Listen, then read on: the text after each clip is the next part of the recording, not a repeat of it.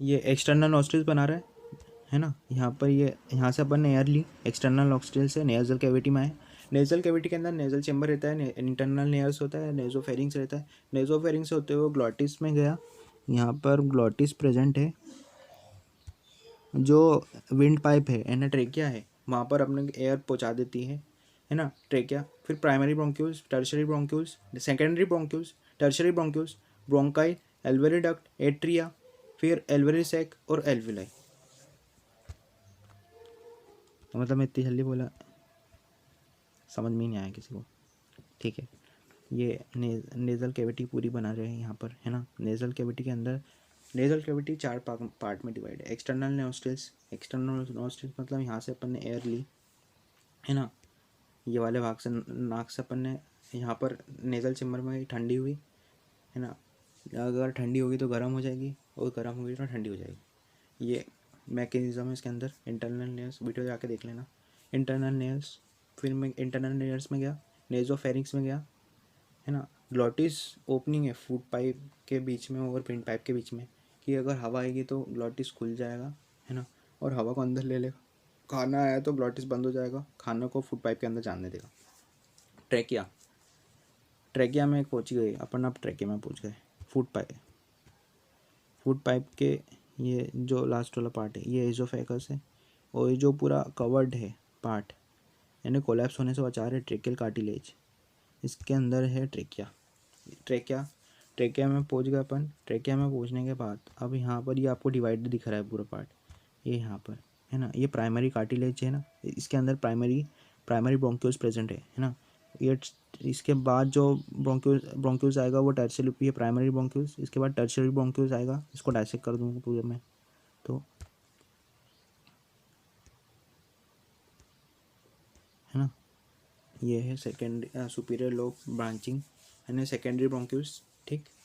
और इसके बाद आएगा लास्ट में, जो लास्ट में ब्रांचिंग आएगी वो आएगी टर्शरी ब्रोंक्यूल्स। टर्शरी ब्रोंक्यूल जो ब्रोंकाई रहती है वो ब्रोंक्यूल्स से कनेक्ट हो जाती है, रेस्पिरेटरी ब्रोंक्यूल जिसको बोला है। एल्वेरी डक्ट, फिर उसके बाद एल्वेरी डक्ट से कनेक्ट हो जाएगी, एल्वेरी डक्ट से एट्रिया से, और एट्रिया से एल्वेरी सेक और एल्वुलाई। एल्वुलाई के अंदर क्या होता है मैकेनिज्म, कि इसके अंदर गैसेस एक्सचेंज हो जाती है। अब कुछ स्टेप्स इन्वॉल्व इन रेस्पिरेशन, ये भी समझने वाली बात है कि स्टेप्स कौन सी फॉलो करते हैं अपन एक्सचेंज में। पहली, respiration is a complex process which occur in number of steps. These are, 5 steps में आपकी रेस्पिरेशन कंप्लीट हो सकती है, हो जाएगी पूरी। पहली है ब्रीदिंग, अपन ने सांस ली, है ना। It is a simple inhale of atmospheric air and exhale of O2 rich alveolar rich. It also known as pulmonary ventilation. मतलब क्या, कि अपन जो इनहेल कर रहे हैं बाहर वाली, वो O2 जो है वो अपने बॉडी में ले रही है, और CO2 को एक्सहेल कर रही है। इसको बोल रहे हैं पल्मोनरी वेंटिलेशन। मतलब जो हवा आ रही है ना,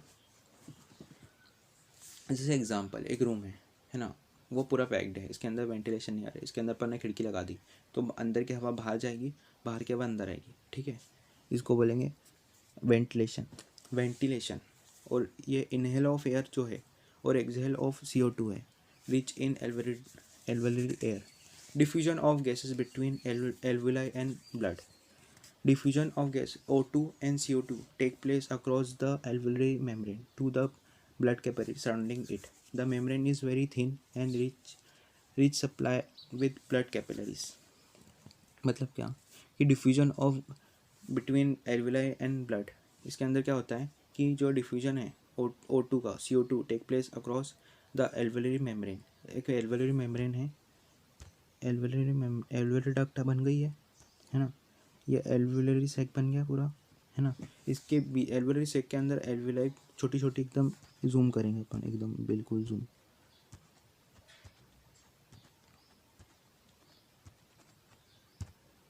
इसके अंदर एल्वुलरी कैविटीज बन रही है। ये अंदर ये जो अंदर जो पार्ट दिख रहा है आपको,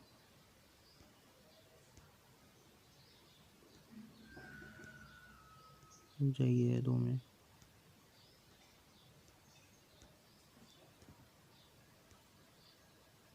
एल्वुलरी डक्ट, एल्वेओली सैक, है ना।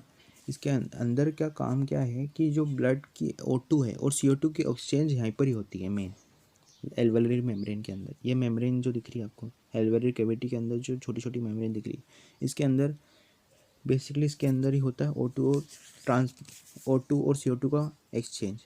Transport of gas, blood is a medium for transport of gases O2 and CO2 which transport O2 to the blood cell from alveoli and CO2 from blood cells to the alveoli। मतलब क्या कि transport of gases मतलब breathing, अपने blood में एक medium बन गया O2 का और CO2 का, ट्रांसपोर्ट होता है O2 और CO2 का अपनी बॉडी के अंदर, पूरी बॉडी के अंदर। जो CO2 अपनी बॉडी के अंदर रिलीज़ हो रही है ना, from the body to alveoli.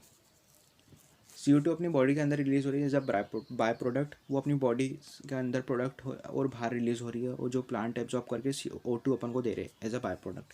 Diffusion of gases between blood and tissue, CO2 is diffuse from blood to tissue and CO2 is diffuse from tissue to blood. मतलब समझने वाली बात यह है कि डिफ्यूजन ऑफ गैसेस मतलब क्या कि अपन ने बाहर से एयर ली, ठंडी, मैंने इनहेल करा तो ऑक्सीजन आई अपनी बॉडी में, ऑक्सीजन आई और CO2 एक्सहेल हो गई। तो ये किसके बीच में काम हो रहा है, ब्लड और टिश्यू के बीच में। पर जो CO2 की बात करूँ तो ये डिफ्यूजन टिश्यू टू ब्लड हो रहा है। ब्लड टू टिश्यू किस में हो रहा है, O2 में। कन्फ्यूज नहीं होना है, क्वेश्चन आता है। और CO2 में क्या हो रहा है, टिश्यू टू ब्लड हो रहा है। Utilization of O2 is used. अब स्वाभाविक सी बात है कि अपन O2 किसी कारण से ले रहे होंगे अपनी बॉडी में, है ना। O2 used by the body for the release of energy, breakdown of glucose occur in the presence of O2, है ना। बायोकेमिकल रिएक्शन होती है, C6H12O6 ग्लूकोज का फॉर्मूला है, और उसके अंदर 6 कार्बन मॉलिक्यूल्स अपन जोड़ देंगे ऑक्सीजन के, तो वो एलिमिनेट कर देगा 6 CO2 और वाटर में टूट जाएगा और एनर्जी बन जाएगी, utilize for the body activity performance, है ना। समझ में आया। ग्लूकोज का ब्रेकडाउन ऑक्सीजन के प्रेजेंस में होगा, ये बात ध्यान रखना है सबको। और जो CO2 है वो एज अ बाय प्रोडक्ट निकलेगा इसके अंदर, O2 नहीं निकलेगा, O2 सिर्फ प्लांट्स के अंदर निकलता है। समझ में आ गया। तो रेस्पिरेशन के अंदर 5 प्रोसेस होती है। पहली ब्रीदिंग, अपने सांस ली। दूसरा होता है गैसेस एक्सचेंज हो गया गैसेस का। दूसरा ट्रांसपोर्ट ऑफ गैसेस, मतलब CO2 का अपन अपने टिश्यू से फ्रॉम टिश्यू टू ब्लड आ रहा है, टिश्यू ब्लड को दे रहा है, यानी blood as a carrier and transporter है, एक दूसरे से दूसरी जगह सामान ले आ रहा है ना, वैसे काम कर रहा है। Diffusion of gases between the blood and tissue, चौथा पॉइंट है ये। और यूटिलाइजेशन ऑफ O2, ठीक। तो ट्रांसपोर्ट ऑफ गैसेस ब्लड कर रहा है, diffusion of gases between blood and tissue, ये एल्वेओली सैक में होते हैं। और O2 from blood to tissue, यानी ब्लड से टिश्यू में जा रहा है, और टिश्यू से ब्लड में कौन सा आ रहा है, टिश्यू से ब्लड में आ रहा है CO2। और यूटिलाइजेशन ऑफ O2 जो हो रहा है वो हो रहा है बेसिकली एक केमिकल प्रोसेस होती है जिसके अंदर ग्लूकोज ब्रेकडाउन होता है 6 मॉलिक्यूल्स के अंदर। 6 glucose breakdown in presence of 6 O2 eliminate 6 CO2 and 6 H2O plus energy release हो रही है इसके अंदर। समझ में आ गया। अब इसके बाद अपन पढ़ेंगे मैकेनिज्म ऑफ ब्रीदिंग की, कैसे इनहेल, इंस्पिरेशन और एक्सपिरेशन होता है अपनी बॉडी के अंदर। तो अगर ये वीडियो आपको अच्छा लगा तो चैनल को सब्सक्राइब करना और बेल आइकन को दबाते जाना। यदि आप चैनल पर नए हो तो चैनल को सब्सक्राइब करो, और आप अब मुझे इंस्टाग्राम पे भी फॉलो कर सकते हो।